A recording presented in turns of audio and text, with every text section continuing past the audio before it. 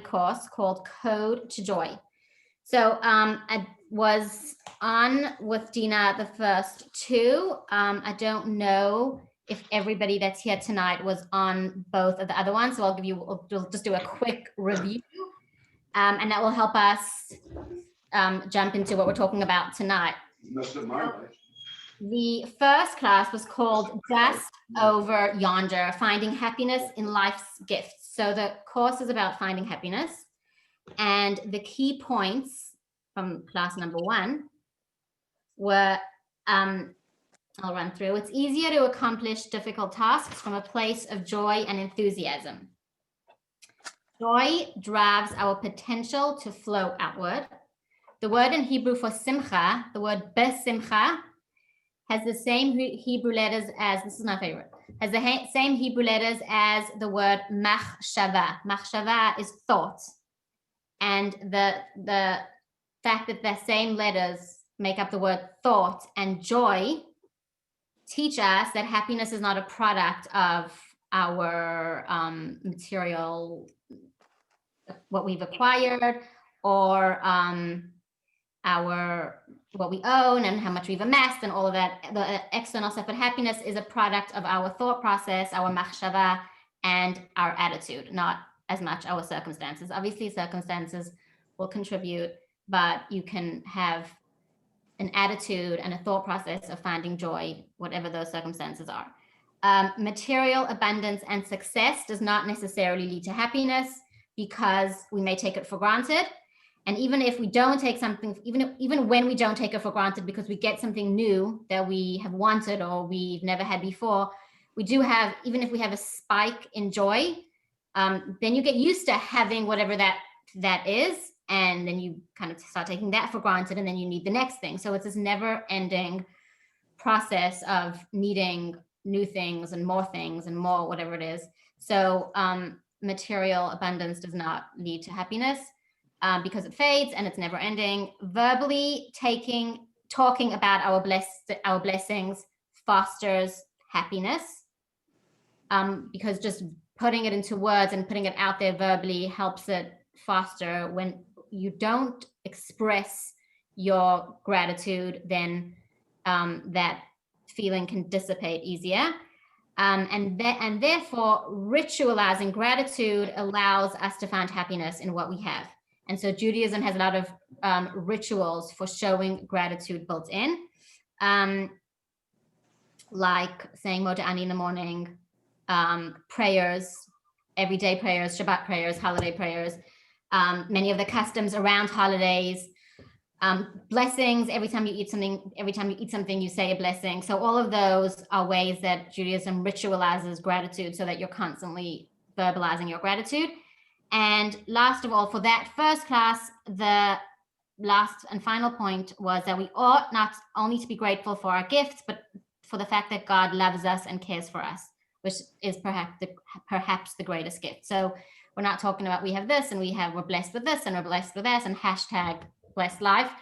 It doesn't matter what we do or don't have, but we are really ought to be most grateful for the fact that God loves us and takes care of us. So that was class one about finding joy in life.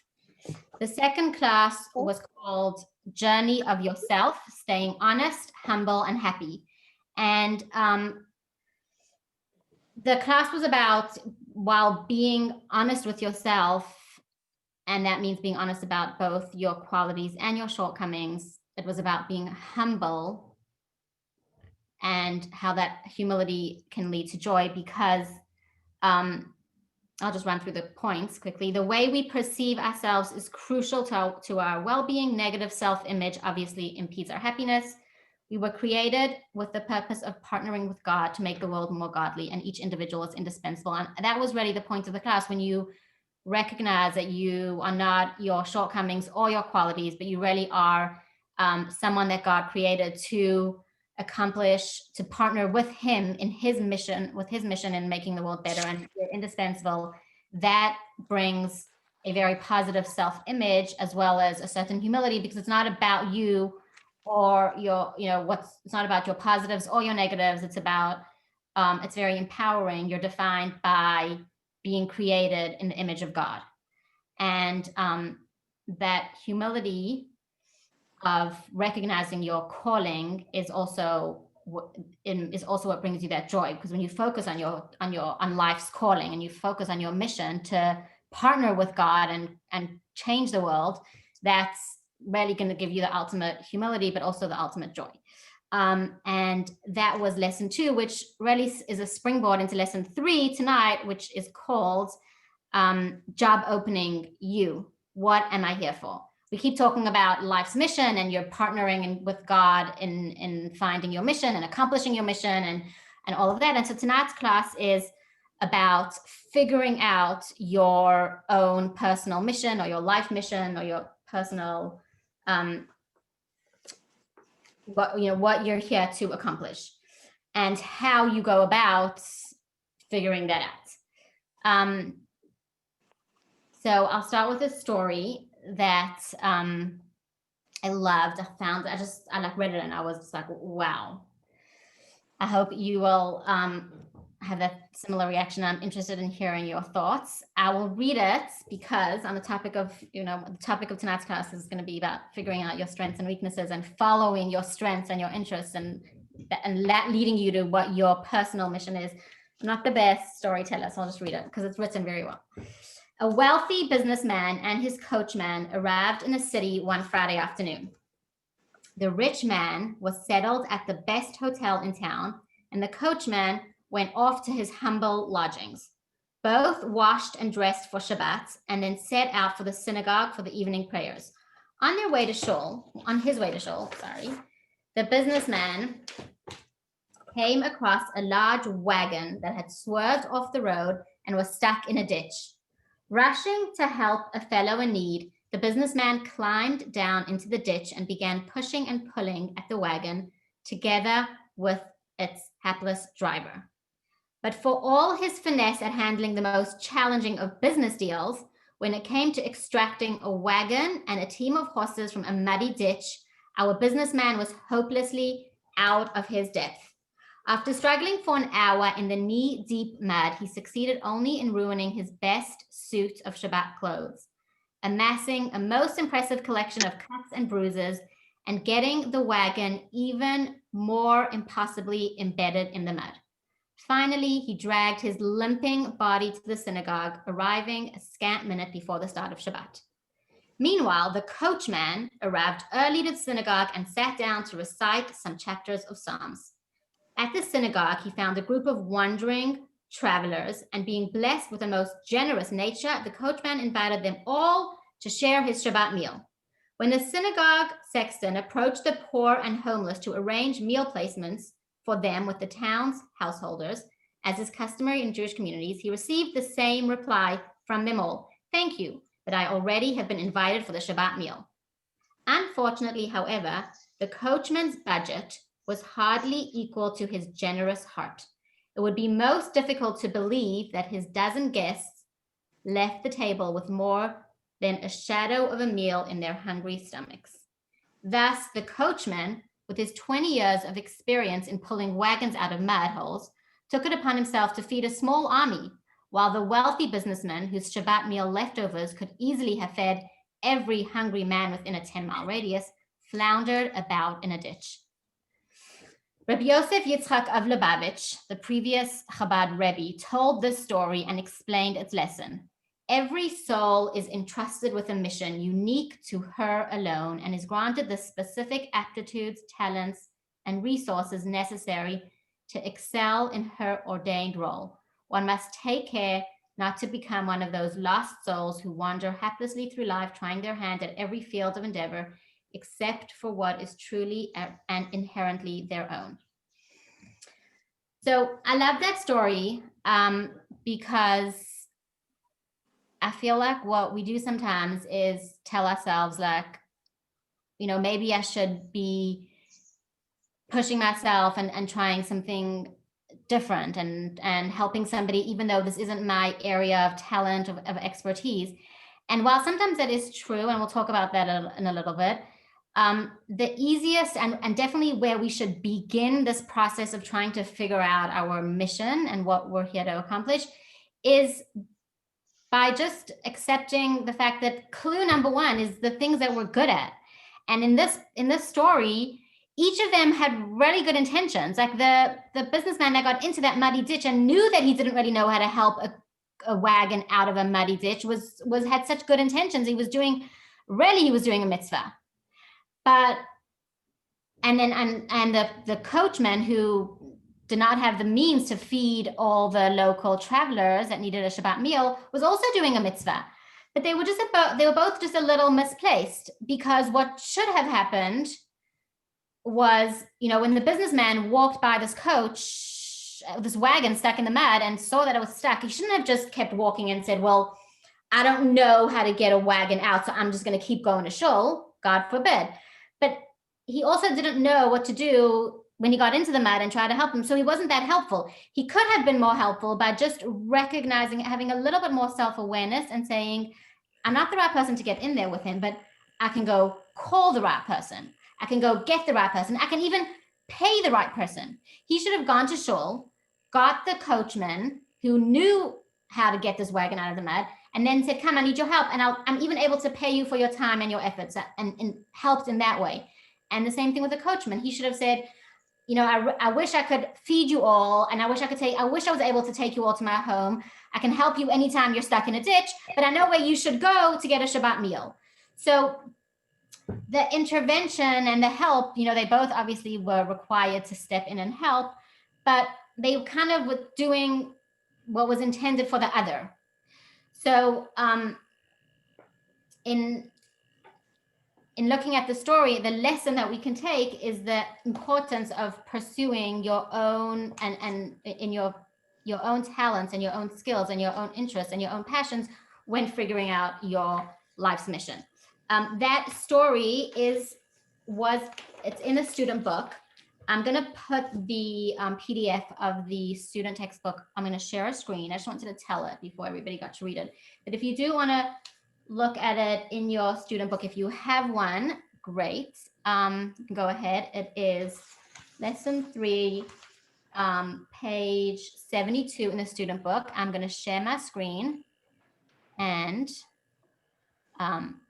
put this PDF up. Okay.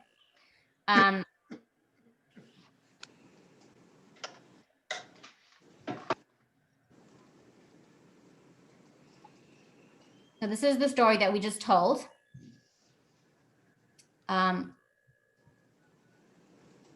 read it, so you don't need to read it over again. And before we go on. Okay, so who does have the book? I actually can't see everybody. One second. Does anybody have the book? I mean, no, we didn't get a book. Okay, so I'm going to share the screen. Also, don't mind after the class to share the PDF, because it has some appendix and some extra notes. You will need a notepad and a pen, or a composition book and a pen. There are some writing exercises and some Kabbalah personality tests. So grab a drink, grab a glass of wine, grab a notepad and a pen. I'll give us a minute.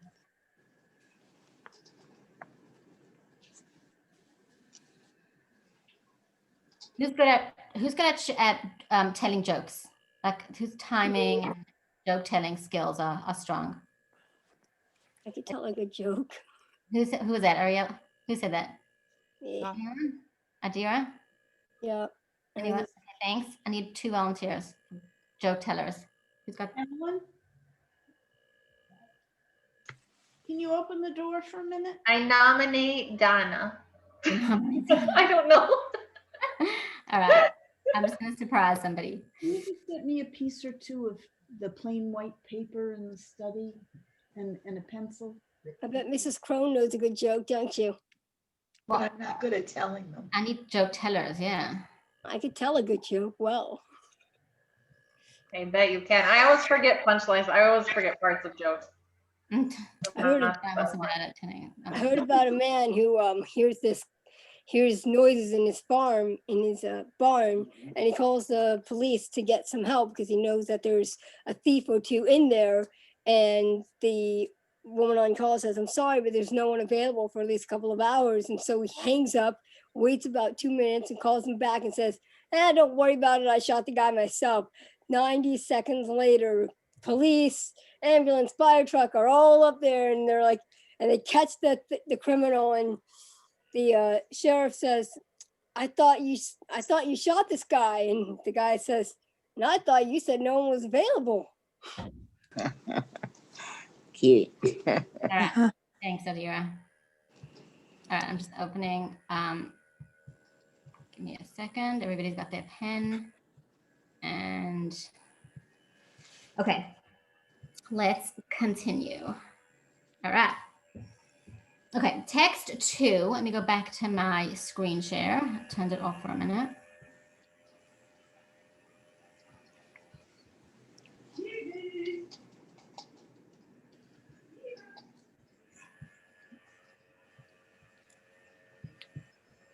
Can you see my screen? No. No? Oh, now yes.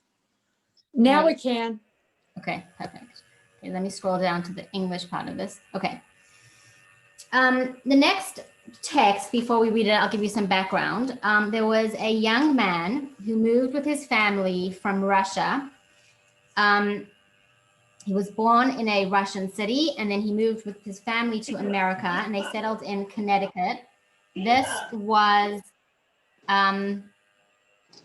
many years ago. It was at the beginning, about 100 years ago, actually. So I mean, this gentleman's not alive anymore in the story, but he was born in the year 1913, and then he lived the first few years in a Russian city known as Kuronets, and then he moved to America with his family to New Haven. He attended public school, and then when he got older and he finished high school, he went to yeshiva in Brooklyn, and then he went into his family's paper business.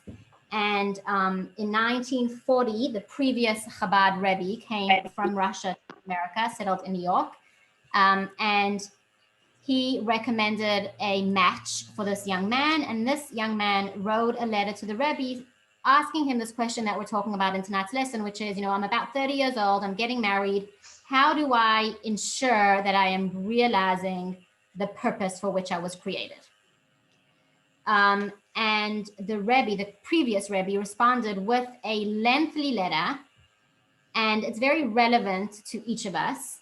And in this letter, he identifies 10 steps or 10 aspects of your life that lead you to figuring out or to writing your personal mission statement and figuring out your purpose in life. And what we're going to do together right now is take a look at this piece of this letter that lists these 10 ideas.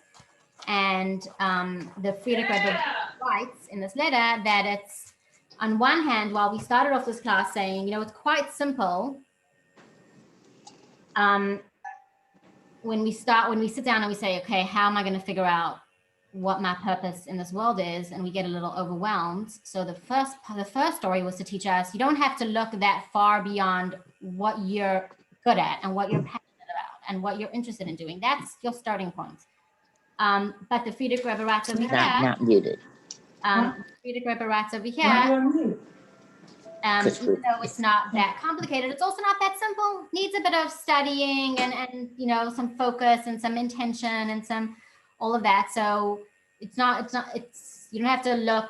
If I actually read something interesting. Sometimes we tell ourselves, like, figuring out our mission and figuring out our purpose has got to be complex. And it's obviously, we tell ourselves it's obviously not simple. It's obviously not just what's right in front of us. It's obviously not just what we're already doing. It's got to be more complex than that.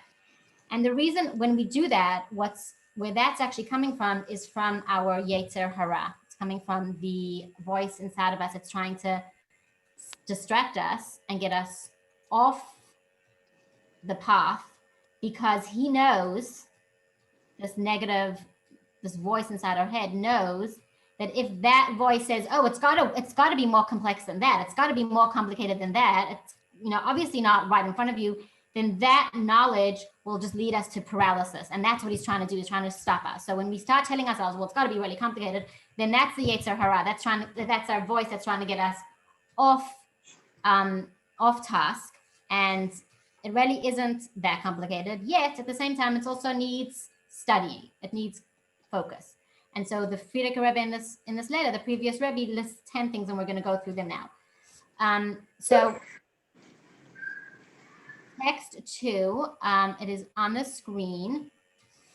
I'll read. Let me try and see everybody so that we can get different voices. Sherry, will you read text 2, please? Sure. Can you hear me? Yes. Okay. The Story of Our Lives is a book that requires study. This book ought to be the compass for how we go about life. The story of our lives consists of 1, the reason we were created, 2, to whom we were born, 3, the place of our birth, 4, the time period of our birth, 5, the type of education and guidance we received, 6, the environment in which we grew up, 7, our talents. Oh my God, I love it. 8, our inborn emotional disposition, 9, our characteristics and inclinations, 10, how divine providence guided us until the day we became independent and assumed a position in life. These 10 factors form the narratives of our individual lives and become a book that requires study. These factors are supposed to guide which pathways we choose and how we behave, whether in interpersonal relationships or our relationship with God. Thank you. Okay, thanks, Sherry.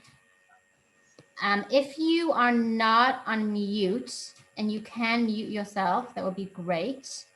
I am able to mute everybody and allow you to unmute yourselves. So I think I'm going to do that. Yes. Okay, so I've muted everybody. Just because there's some background noise, everybody is welcome to unmute themselves and please share questions, answers, thoughts. All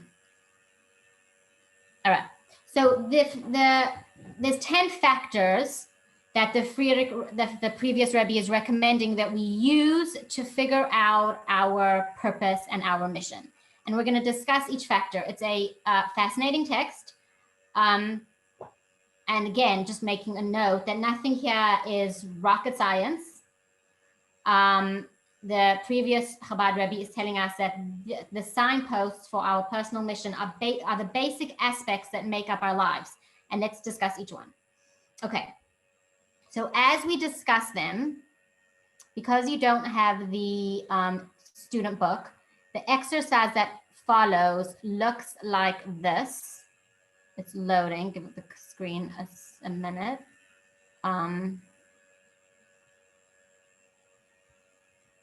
It's actually not loading properly. It has a chart, and it should show 2 columns by each factor. So, or 1 column, I think. 1 column has the factor, and 1 column next to it is going to be for all of us as we're doing this to fill out in what way do these factors play a role in your personal life. So you don't need this in front of you, you can just make your own. But as we go through each factor, on your piece of paper next to you, you'll write the number 1, the reason. Well, we're going to start with number 2 because this whole thing he tells will help us reach and understand the reason we were created, but to whom we were born. So we're going to write parents on your piece of paper. And then as we're talking about parents, you're going to write for yourself how in your own personal experience, how your parents played a role in the direction that your life went, or the influence that they had on you choosing the direction in life. And obviously parents are a huge factor. Parents shape our lives direction in a very big way. They have a large influence on who we are and who we become.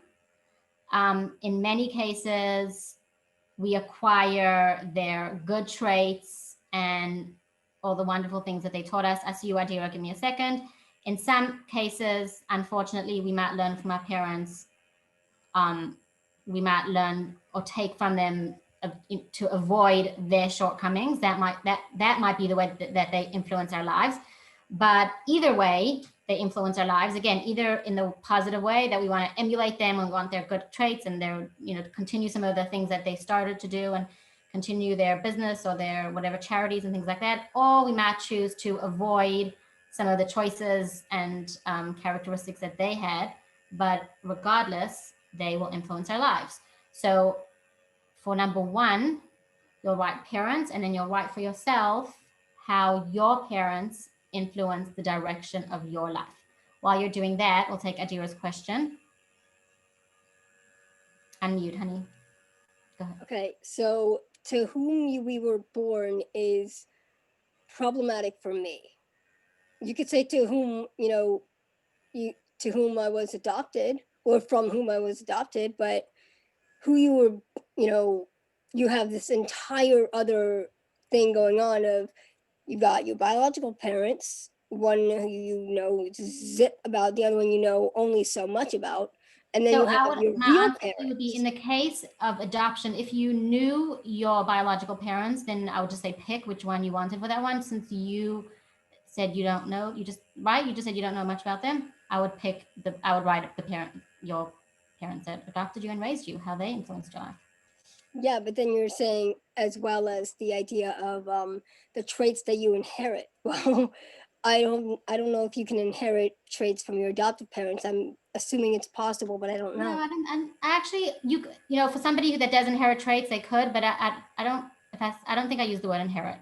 I think it's more, I'm talking about learned behaviors. So you might want to, learn the good behaviors and avoid the negative behaviors. So I think it would work well for you using your parents in this example, the parents that raised you.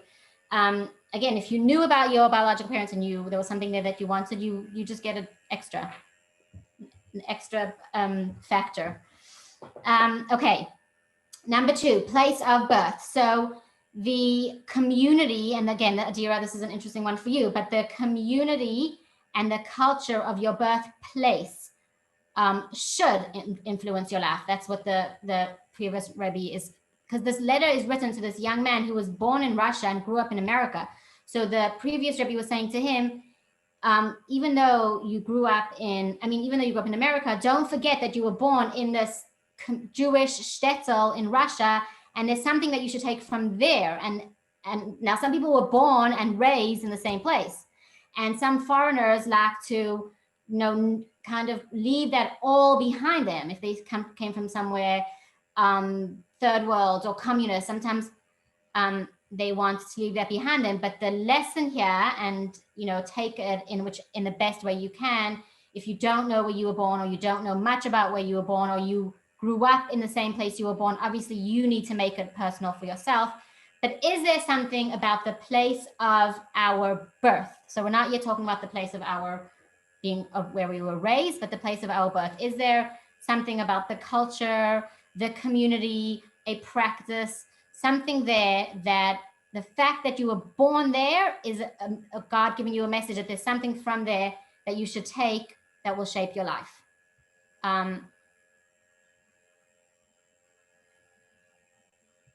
So number two would be the way in which your place of birth influenced your life.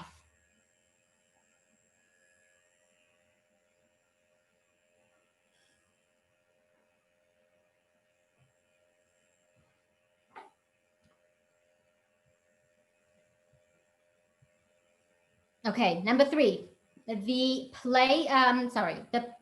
time period of our birth. So that one kind of goes with number three. So you can put them together if you want, but we're all different ages. And what was going on? Were you born in the 60s? Were you born in the 70s? Were you born in the 80s? Were you born in the 50s? What was going on in that time period that might have influenced your life? That's actually an interesting one. I like that one.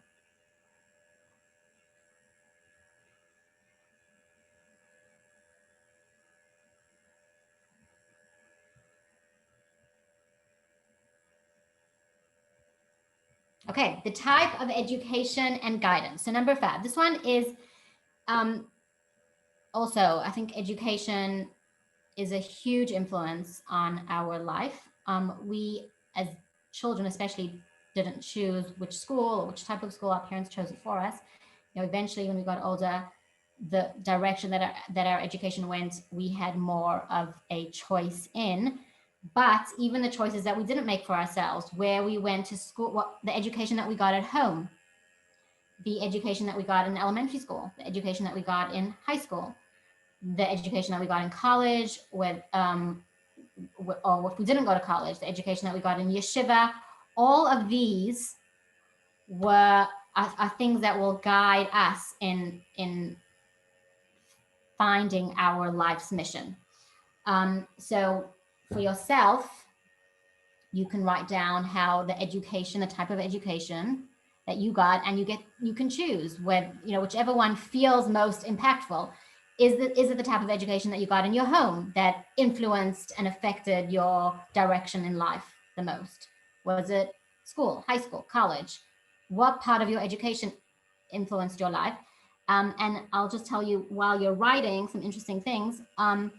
Many times when the Rebbe was asked for guidance by people choosing their path in life, the Rebbe's answer would relate often to their education. So when people came to the Rebbe and said, I just finished college, help me figure out what to do with the rest of my life, a lot of times the Rebbe's advice was to continue on the path that they were already on in their education.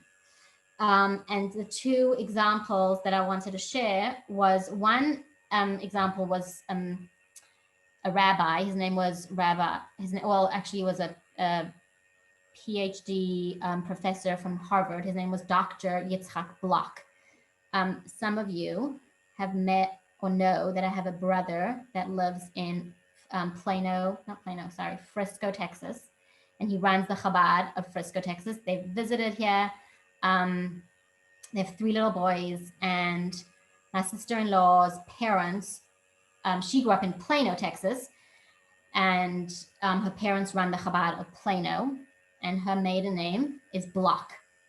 So her dad is Rabbi Bloch, and her grandfather was this Dr. Yitzhak Bloch, who was raised, parents were not religious. He was not religious when he was young. His parents' education was very important. He went to school, high school, college, and then he continued his education with a master's program in Harvard. And he discovered I'm not sure it was a rabbi on campus, or somehow he started to learn about Judaism, and he was taken to the Rebbe. And at that point, he was a PhD student at Harvard. And when he started to learn in yeshiva a little bit, or started to learn about Torah, he really, really wanted to leave the PhD program, leave Harvard, and pursue his studies as a rabbi. And when he asked the Rebbe for permission to do this, the Rebbe said, absolutely not. And the Rebbe kept encouraging him to continue his studies and to get his PhD and to stay in that world of academics, and the Rebbe told him, you'll accomplish your mission through that world of academia. And, obviously, he wasn't happy at the beginning, but he got his PhD, and he wrote papers, and he wrote a lot of, published papers, and he was like an Aristotle philosophy professor.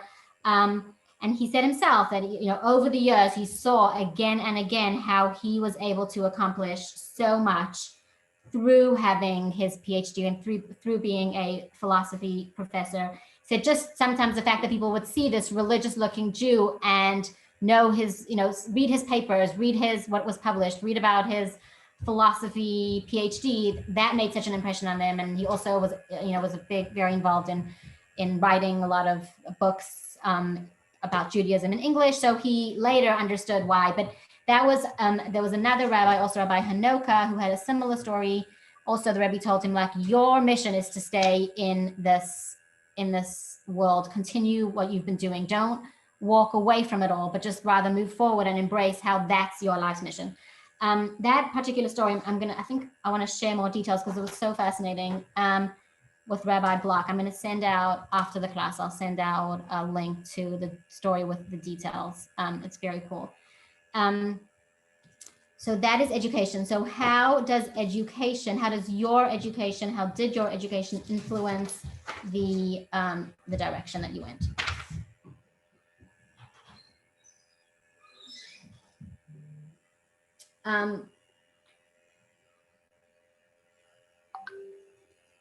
Okay.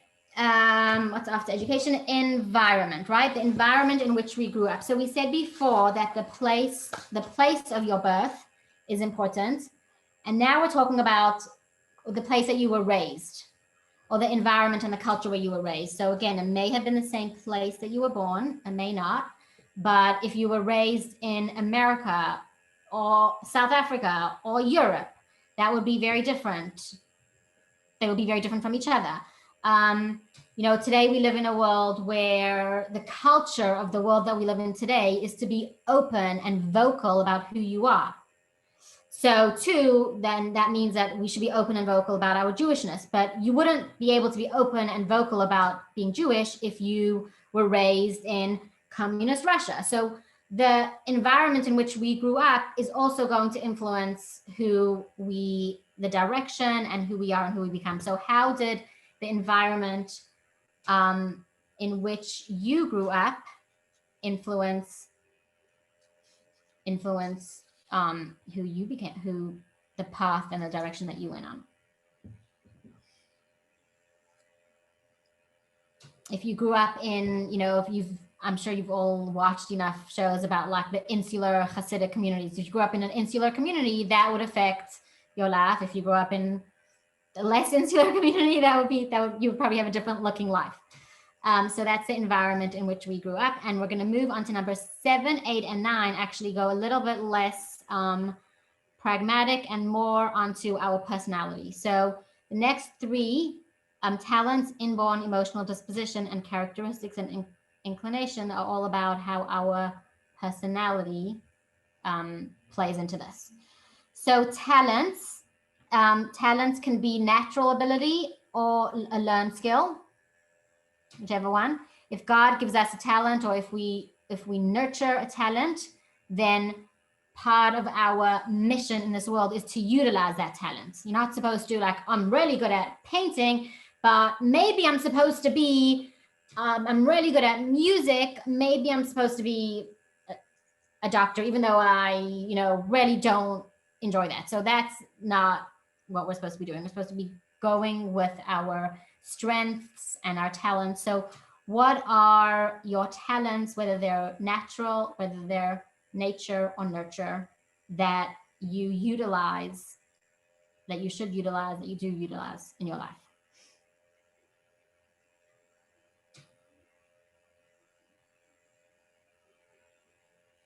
And then the next 2, inborn emotional disposition and characteristics and inclinations.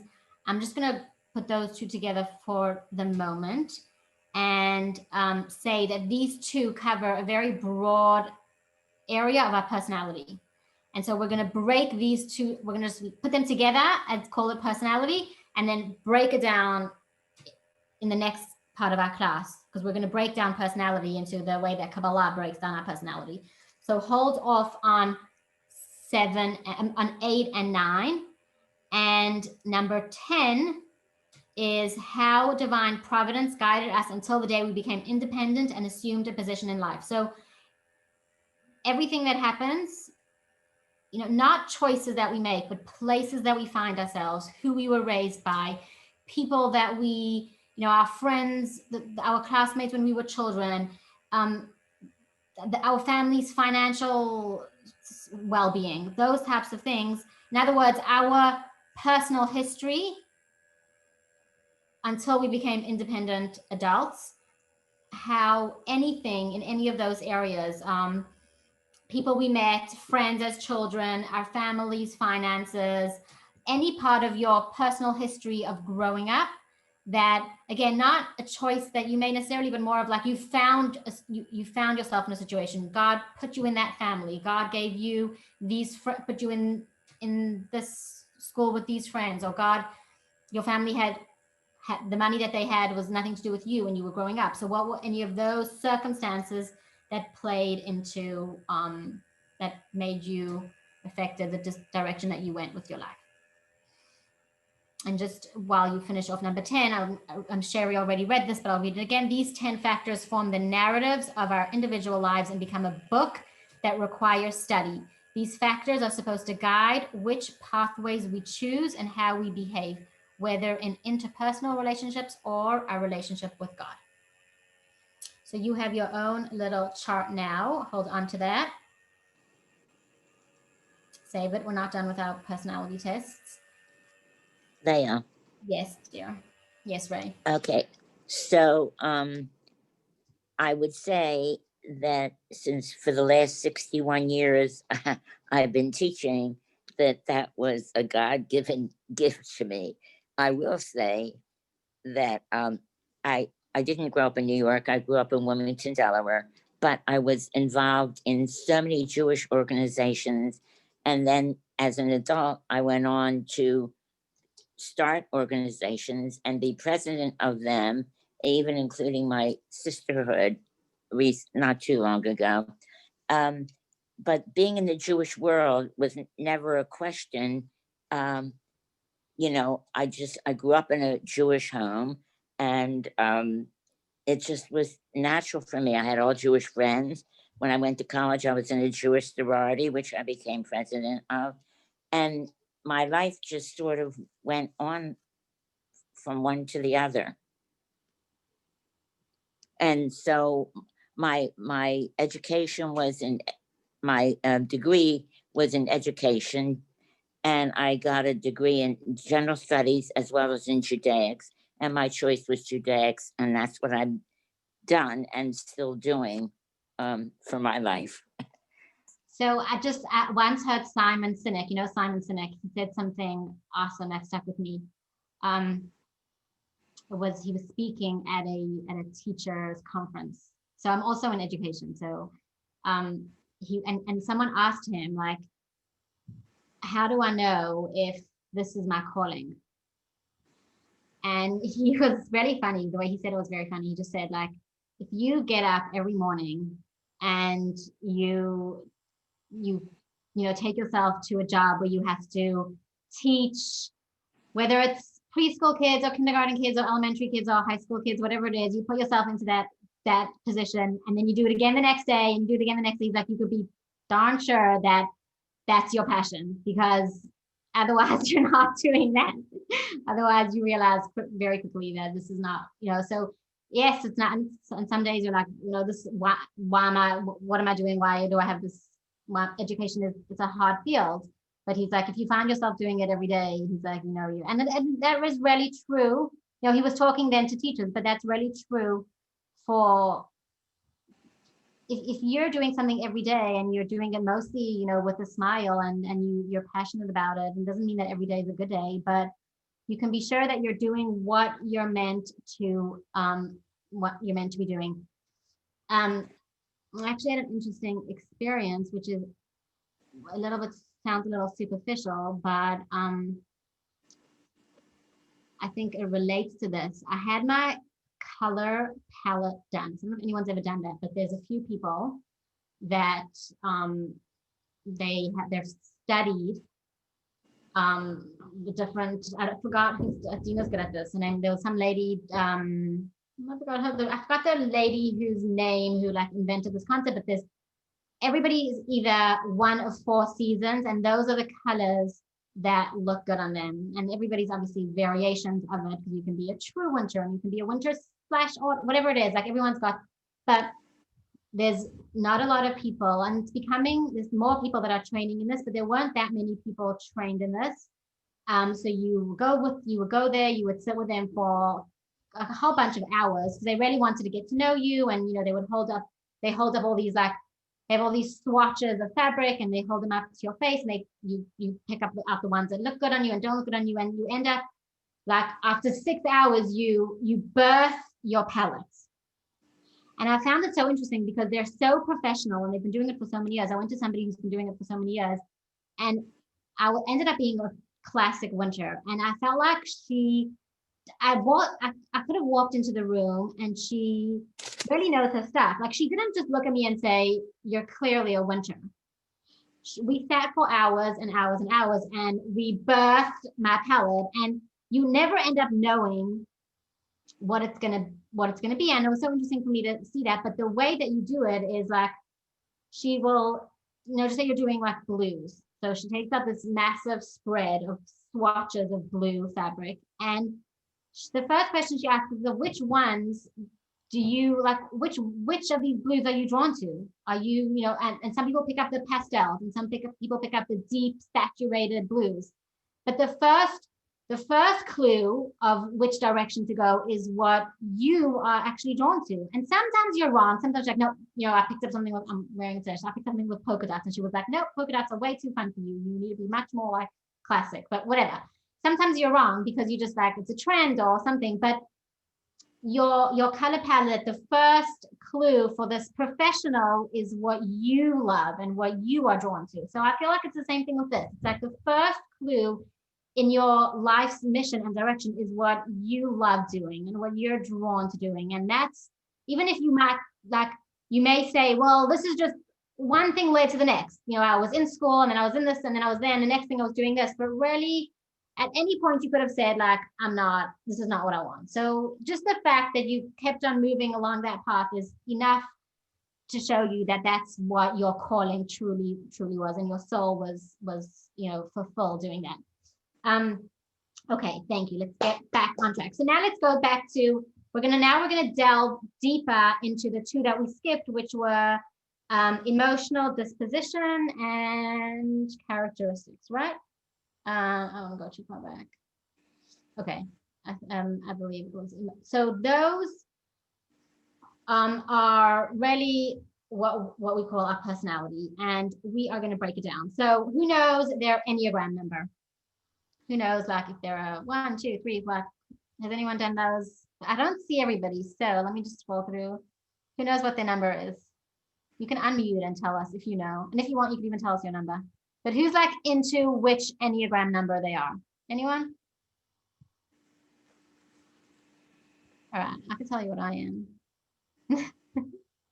Who knows their Myers-Briggs type? This is Danielle. I'm an Enneagram 3. Are you? Yes. Fun. Threes are fun. Okay, cool. So a lot of us, because we are like, we often remain a mystery even to ourselves. Many of us take all these personality tests. Many of us will take them when it comes to finding a job, or finding a team within our job, or finding a line of work, or dating. Sometimes we just like, I just need to figure myself out. And so we take these personality tests. So in today's lesson about figuring out our life mission and all the factors that come together to help us figure out our life mission, obviously personality is a big factor. So we stand to gain from taking a personality test, but not the Enneagram or the Myers-Briggs. We are going to look at Kabbalah for a personality test. Enneagram, I think that defines 9 personality types, and then you can have like wings from the number before or the number after. The Myers-Briggs has 16, that has a 4 and 4, that whole thing, that whole quadrant. So Kabbalah teaches us that God created the world through 10 sefirot, 10 traits. And I'm sure if you've been learning with Ari, you probably know this better than me. But in Kabbalah, there's 10 sefirot, 10 traits of God. And he used those 10 traits to create the world. And since, as we said at the beginning of the class, we were created in the image of God, our soul is comprised of these same 10 sefirot, these same 10 traits. And just like every single word in English is a different combination of the same 26 letters, and every single word in Hebrew is a different combination of the 22 letters. And the millions of colors are different combinations of the three primary colors, and the millions of different compositions are different combinations of the same notes in music. The same thing is true with our souls. So we are all different combinations of these 10 sefirot, these 10 traits. And just a very quick Kabbalah lesson. When we refer to these 10, when we refer to God, we call them sefirot. When we refer to these 10 traits in God, we call them sefirot, the 10 sefirot. And when we refer to them in human beings, we call them kochot. And a koach is actually means strengths. So 10 traits, 10 strengths, 10 characteristics, 10 sefirot, 10 kochot. All of those are the same 10. And that is what God, obviously God was completely infinite and beyond even this type of limitations before he created the world, but then he had to, well, I'll put on a little video in a second. He had to contract himself and divide himself up into these 10 traits in order to create a world. And it's very Kabbalistic and up there. But because God chose these 10 character traits to create the world with, so he also created our souls with these same 10 traits, these 10 kochot. I do have a quick video that actually explains this with some cute visuals. Give me a second. I'm going to pull it up. Click on the link. Nope, not that. Yeah. I'm going to reshare my screen in 10 seconds.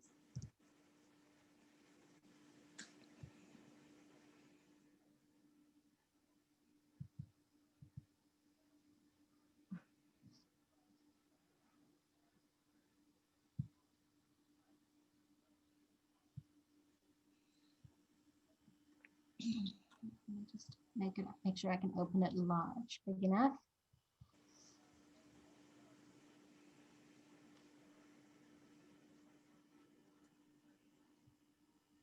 Okay, while it's opening, it is opening, but while it's opening, we'll just,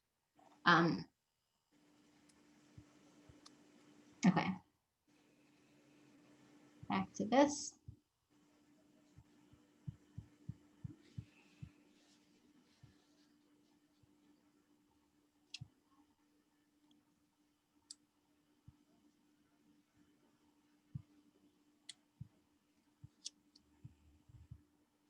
Okay, so while the video is opening, I will let you know as soon as it's ready, but while that opens, we can start to look at this chart of the 10 sefirot.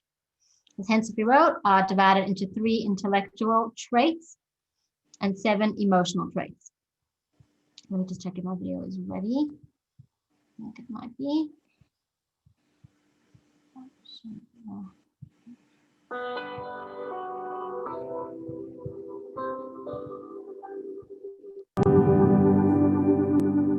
You see it?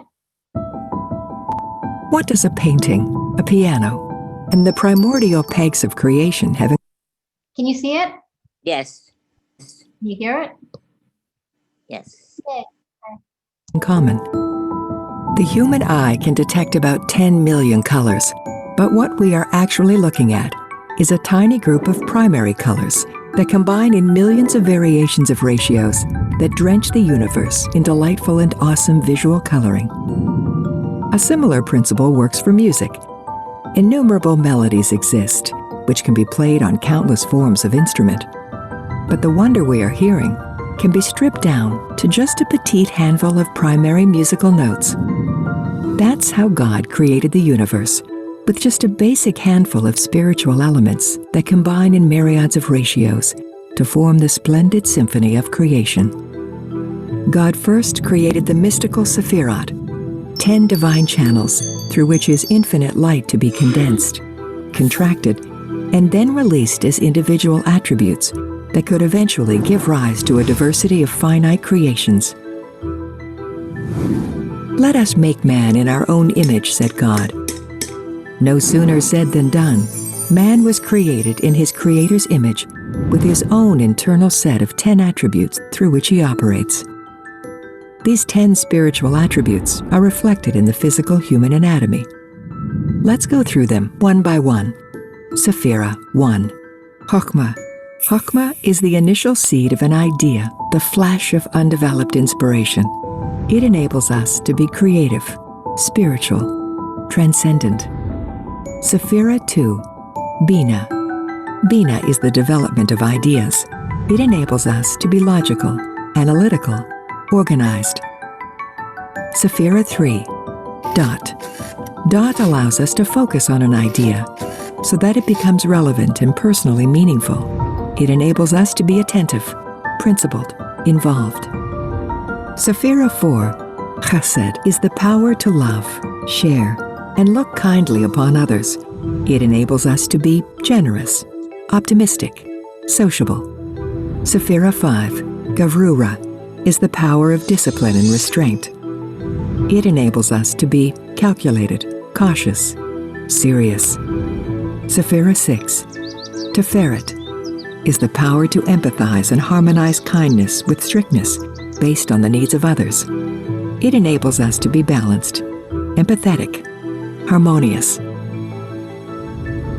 Sephira 7. Netzach is the power of determination to overcome challenge.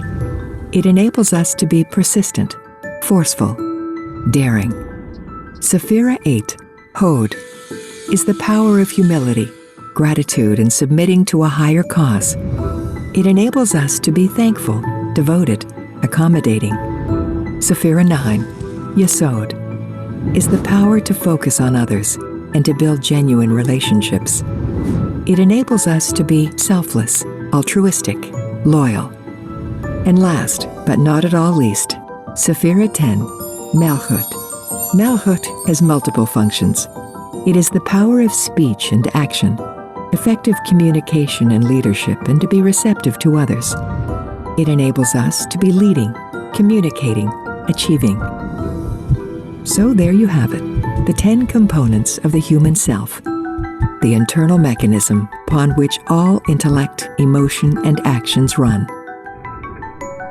God used tens of Sephirot to create his universe, and we use our 10 Sephirot to shape our miniature universes.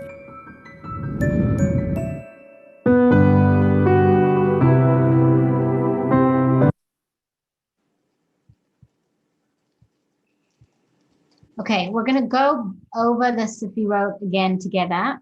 And then what we're going to do while we go over them is a little personality test and rate ourselves on each one from 1 through 5. I'll explain in a minute again, and figure out which ones are the dominant strengths for us.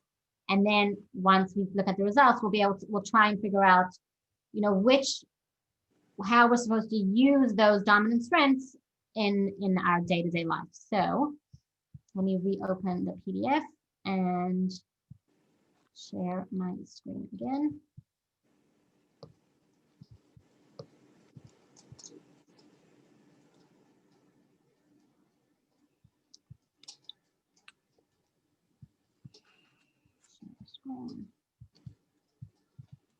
All right, there we go. Okay. So the 10 Sephirot that God used to create the world, that are also what our souls are comprised of, are listed right here. I'm going to go through them one at a time. And okay. So through all 10, because we all have all 10, but different recipes, different amounts of each one. Different ones are dominant for all of us. Through that, very unique combination is the way that we perceive and interact with the world. So if you had the book, and I know you don't, but I just want to show you what we're getting to. After each Sephira, after each one, is a little chart that looks like this. Chokhmah, over here it says Chokhmah, and it tells you which are the traits in Chokhmah. And then you rate yourself on a scale of 1 to 5. 1 is very weak, 2 somewhat weak, 3 neutral, 4 somewhat dominant, and 5 very dominant.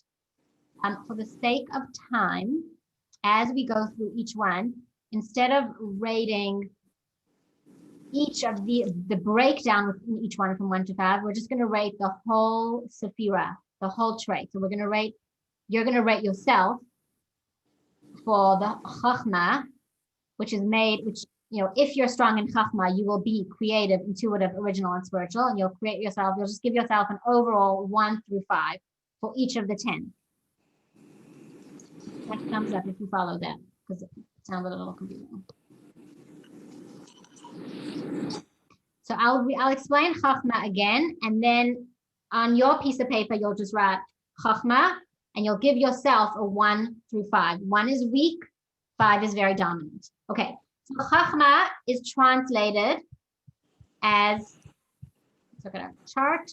Chachma is translated as wisdom, but it is referring to wisdom in its undeveloped state, like a creative idea. When it's just an idea and not yet, it hasn't yet been mapped out and fleshed out, that is chachma. So it hasn't been mapped out, hasn't been fleshed out or implemented, obviously, because you can't implement it. But that is like a seed that can become a tree. As a seed, that's an example for chachma. In human mind, chachma is the spark of creativity or a flash of insight that you will then go on to develop. So if you are strong in chachma, in the attribute of chachma, you will be strong in these 4 areas. You will be very creative. You will be intuitive. You will be original, and you will be spiritual. So we're just going to lump, for the sake of time, we're going to lump those together into 1 instead of rating yourself. So 4, creativity, intuitivity, is that a word? Originality, spirituality. Give yourself a 1, 2, 3, 4, or 5. That is going to tell you if you are strong or weak in chachma.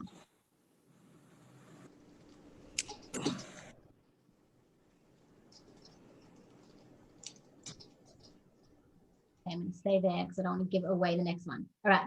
The second one, number 2, is called Bina, B-I-N-A, H at the end or no H at the end, whatever. It's a Hebrew word, so there's no right or wrong way.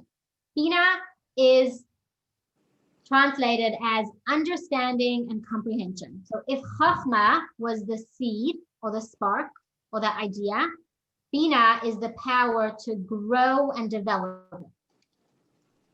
So in a human brain, human mind, Bina is the breakdown of that creative idea.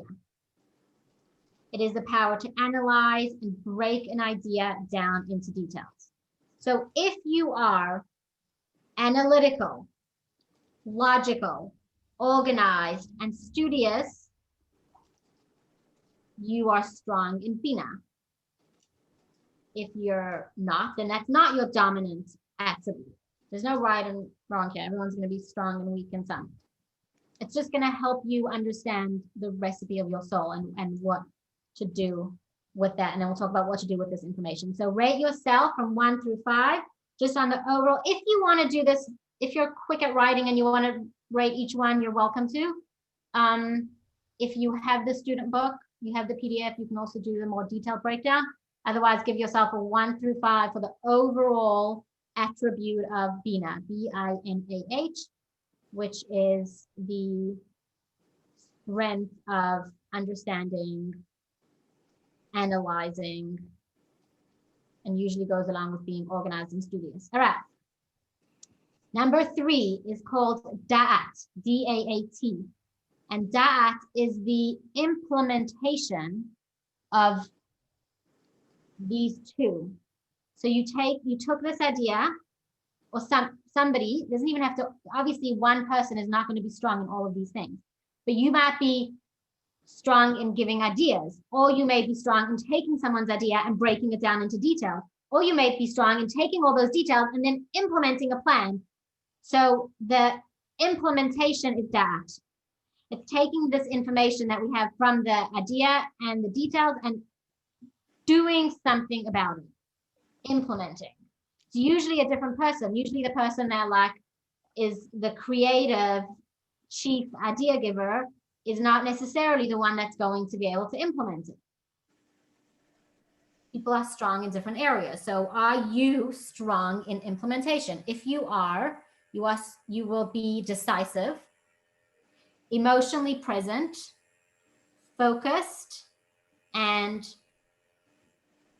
forging strong connection. So rate yourself for that.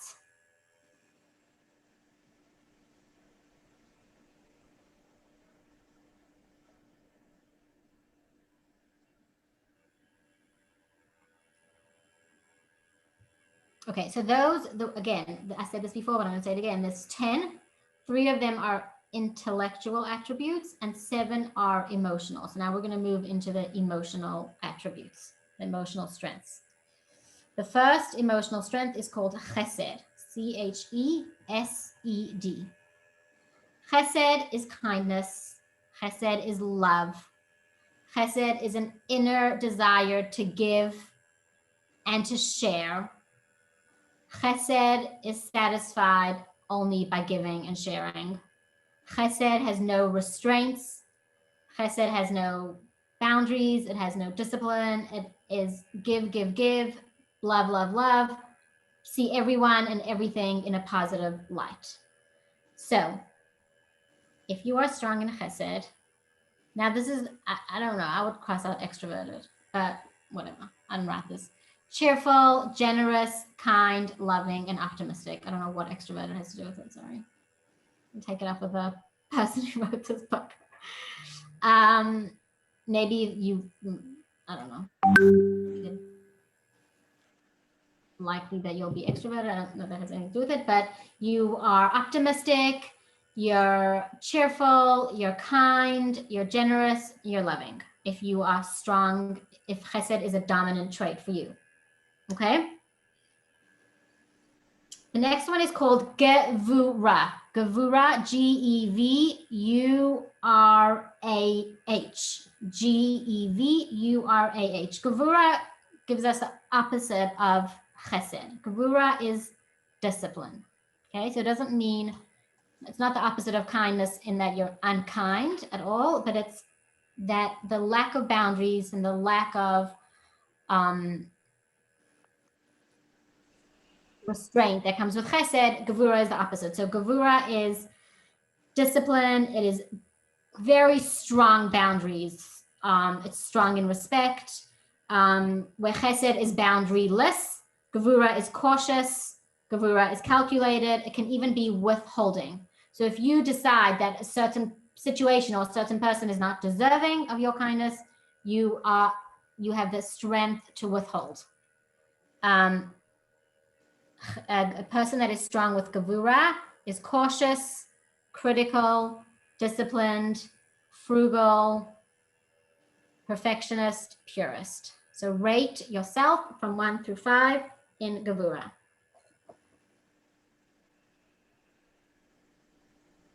Next, I'm just going to pull it up so you see the spelling. Tiferet. Tiferet is the beautiful and harmonious, artful combination of chesed and gevura in a healthy way. And obviously it's obvious, I think, that both chesed and gevura to an extreme is unhealthy. So being overly kind and giving is unhealthy. You're just going to give too much of yourself. You're going to end up hurting yourself or your family. Gevura, discipline, too much of discipline can also be unhealthy. Tiferes is this perfect balance of the two, and the way that we translate it actually is compassion. It's a healthy balance of chesed and gevura, and it's not really the translation, but Tiferet actually means beauty, but we can also call it compassion. You will be balanced, you will be compassionate, you'll be empathetic, you will be sensitive, you'll be very good at listening. So rate yourself for Tiferet. We'll run through the last few, so I know it's getting late. Netzach. Netzach translates as victory. It is the person that is determined to succeed. So you will endure obstacles, persist through ups and downs, challenges, adversity. It is the person that is determined to succeed despite obstacles, and therefore you are bold, competitive, consistent, determined, gritty, and thrives on adversity. That trait is called netzach. We've got 3 more. I know it's late. I know you're tired. Hang in there. Hod, H-O-D, is associated with humility, patience, and gratefulness. So you can see in the word hod, comes from the word hoda'ah, or modeh, todah, gratitude, gratefulness. This person is the person that is who has a dominant trait of hod, is patient, accommodating, devoted, grateful, and humble. 1 through 5. I'm not looking at the chat box because I'm just trying to run through this. So I'm actually going to peek at it. But, oh, you're putting the answers in here. Okay, got it. And yesod, second to last. Yesod means connection. This is a relationship-centric person. Okay? So if you are a relationship-centered person, you are selfless, you're altruistic, you're relationship-based. Give yourself a 1 through 5 for yesod. And finally, we're at the last one called malchut. Malchut translates as royalty, but it's the characteristic of leadership. So someone with a dominant koach of malchut will be strong at communication, action, and is very receptive of other people's ideas, feedback, etc. They're a leader, a communicator. They're expressive, receptive, and an implementer. That is really malchut is the definition of true and good leadership. Okay. So now that you have rated yourself, what you're going to do is there's not really a way that you can add up the numbers, but what you can do is quickly look it over and just make a note for yourself which ones are your most dominant ones. You can give yourself like your top 3. So which 3 you got closest, you got 5 or closest to 5.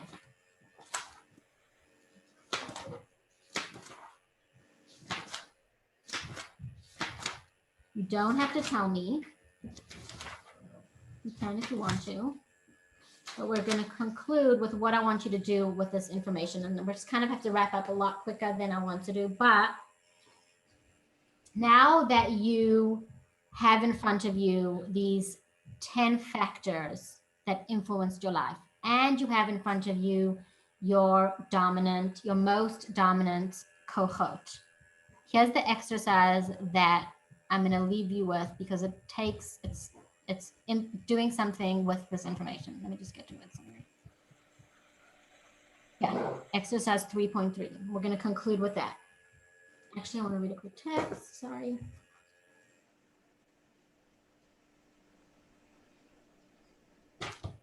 Backtrack for 1 second.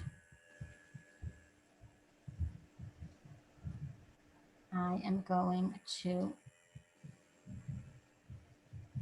ask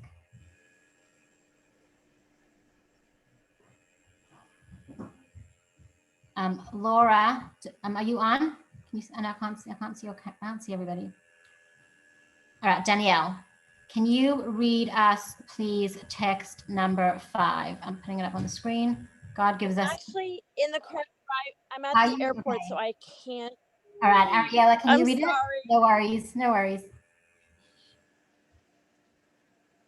You're gonna have to unmute yourself. Yes. Did you want me to read? Yeah. Okay. God gives a unique personality to each person. We all must pursue our mission in accordance with this personality because it comprises our portion in the world. For example, if you are more cerebral, utilize this trait for the study of Torah. Surely you will observe the other mitzvot and commit yourself to the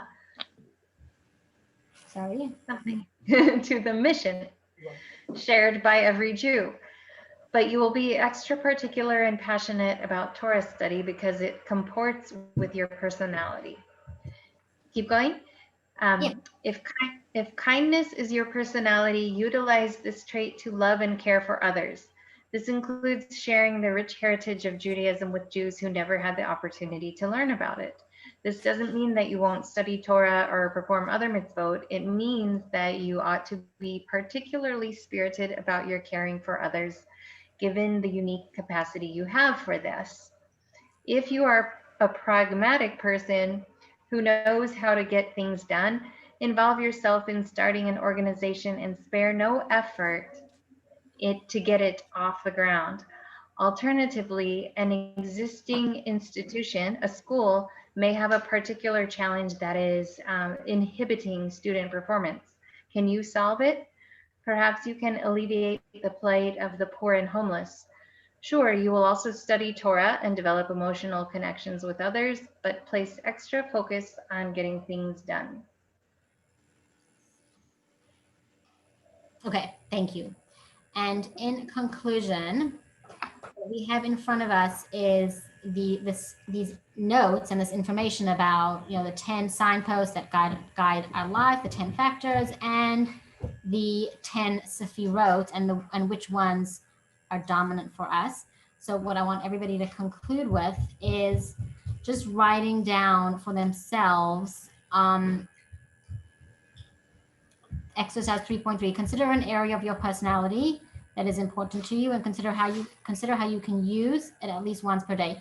So just write for yourself kind of a conclusion, like, this is what I've discovered that I'm strong. These are my areas of strength. And then if you can, just take a moment to think about a way that you can use your strengths in your day-to-day. So whether it's in your home or with your family or in your job, or if it's in an area of Judaism that you can perform a ritual mitzvah, like if your strength is in kindness, then, how can you use that in your day-to-day, or how can you start to use that more? Obviously, if it's something that you're doing, I think what we want to do here is challenge ourselves or push ourselves a little bit. So what is something that I discovered about myself tonight? And what is a way that I can start to use that strength, or kind of start to explore that strength or explore that path in my life? I do wish that we had more time together. It's so late. If anybody has anything to share or to ask, please unmute yourselves. There's a couple things that I didn't get to that I'm going to send out an email and just share some resources and stories and videos that I wanted to share. But if anybody has anything to say. I have something, please. Go ahead. So what if someone is, away, goes through these as a younger person or something, or throughout life? Anyway, so you try on your mission, you try to fulfill your mission, but as we've learned in many Torah classes, you can only be responsible for what you can do, but sometimes life circumstances, don't enable the execution. Like, let's say you study in one particular field and then all of a sudden that market disappears. So how does one, Thank you. Great question. I think it's important to mention, and I'm glad you asked that you, our missions are it's not necessarily that there's only one mission. We could have several throughout different stages of our life. We could have several at the same time. It could have been that your time in that field is now, you've accomplished your mission in that field. And the fact that it no longer exists is really a signpost that we're now moving in a different direction. So based on your age, your position, when you're raising children versus when they've grown up and they're out of the house, or if you don't have children, those are all things that can change. And then your mission around that will also change. So it's not like there's just one constant mission. Thank you. Great question. Also, I want to add just also something that I wanted to mention that you just reminded me. There are missions sometimes, where it is somewhat counterintuitive. So it might be that it isn't something that speaks to your strengths. So it is out of your comfort zone, but you find yourself there. So that's when we spoke about those 10 factors. The last one was divine providence. And the best example that I can give you is Queen Esther. She was not about being the queen, but God put her there. That was divine providence, and she stepped up to the plate. So that sometimes can also, we do have to be open to that. And it's a little bit of a different conversation that we've been having, but I do want to put it out there that sometimes we find ourselves somewhere and it might be something that doesn't really speak to us, but the fact that this is so bizarre, but we are in this situation and there's an opportunity here for me to step up, that might be our mission. Sometimes you choose your mission, sometimes you are chosen for a mission. Any questions or thoughts, insights? Adira. So the question is, like, when we're given a situation like COVID, where we do what we can with the powers we have, and